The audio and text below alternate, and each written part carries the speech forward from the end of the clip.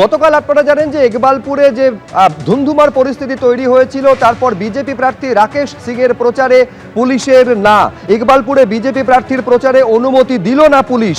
ইকবালপুর কাণ্ডের জেরে রাকেশ সিং এর মিছিল বাতিল। খিদিরপুর মমিনপুরে বিজেপি প্রার্থীর মিছিলে অনুমতি দিল না পুলিশ।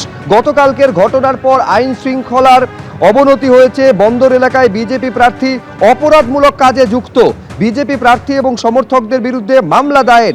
এই পরিস্থিতিতে যদি মিছিল হয় গুরুতর আইন শৃঙ্খলার সমস্যা হবে, তাই বিজেপি প্রার্থীর মিছিলে অনুমতি নয় বলে জানিয়ে দিল পুলিশ। গতকাল আপনারা জানেন যেরকম সংঘর্ষের ঘটনা ঘটেছিল, 3টি মামলা এখনো পর্যন্ত এই ঘটনায় দায়ের হয়েছে। আমি কথা বলবো আরো বিস্তারিত জানার জন্য, সন্দীপ সরকার আমাদের প্রতিনিধি রয়েছেন। রাকেশ সিং এর প্রচারে মিছিলে অনুমতি দিল না পুলিশ, সন্দীপ কারণ কি দেখানো হয়েছে? দেখো, পুলিশের তরফ থেকে যে মেল পাঠানো হয়েছে রাকেশ সিং এর কাছে, তাতে মিছিল বাতিলের কারণ হিসেবে বলা হয়েছে গতকাল সন্ধে ইকবালপুর থানা এলাকায় ঘটে যাওয়া ঘটনার উল্লেখ করা হয়েছে তাতে, এবং বলা হয়েছে যে সেই ঘটনার দরুন আইন শৃঙ্খলার অবনতি হয়েছে। কলকাতা বন্দর এলাকায় বিজেপি প্রার্থী অপরাধমূলক কাজকর্মের সাথে যুক্ত, তার যারা অনুগামীরা রয়েছেন তাদের বিরুদ্ধেও মামলা রুজু করা হয়েছে, এই বিষয়টা উল্লেখ করা হয়েছে। এই পরিস্থিতিতে র্যালির অনুমতি দেওয়া হলে তা সিরিয়াস আইন শৃঙ্খলা জনিত সমস্যা তৈরি করতে পারে, তাই মিছিলের অনুমতি বাতিল করা হলো। এই মর্মে ইমেল করা হয়েছে। রাকেশ সিং এর আজকে মিছিল ছিল মমিনপুর খিদিরপুর চত্বরে। দুপুর দুটো থেকে 3টের মধ্যে এই মিছিল বের হওয়ার কথা ছিল। আজকে সকাল 10 নাগাদ মেল পাঠিয়ে জানিয়ে দেওয়া হয়েছে যে মিছিলের অনুমতি।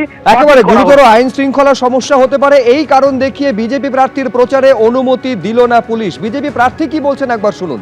যদি কোনো বডি ক্যামেরাতে হাত লাগিয়েছে, কোনো রিভলভার নেওয়ার চেষ্টা করেছে, কোনো গাড়ি ভাঙচুর হয়েছে, কোনো ইকবালপুর ওসিকে হাত লাগানো হয়েছে, ইকবালপুর থানায় সিসিটিভি ফুটেজ বা ওখানে কোনো প্রেস মিডিয়া যদি দেখিয়ে দিতে পারে কি কোনো পুলিশকে আমরা অভদ্রতা বা কোনো অসভ্যতা করে থাকি, আমি প্রার্থী হিসাবে দুঃখিত হব না, আমি উইথড্রল করে নেব, রাজনীতি ছেড়ে দেব।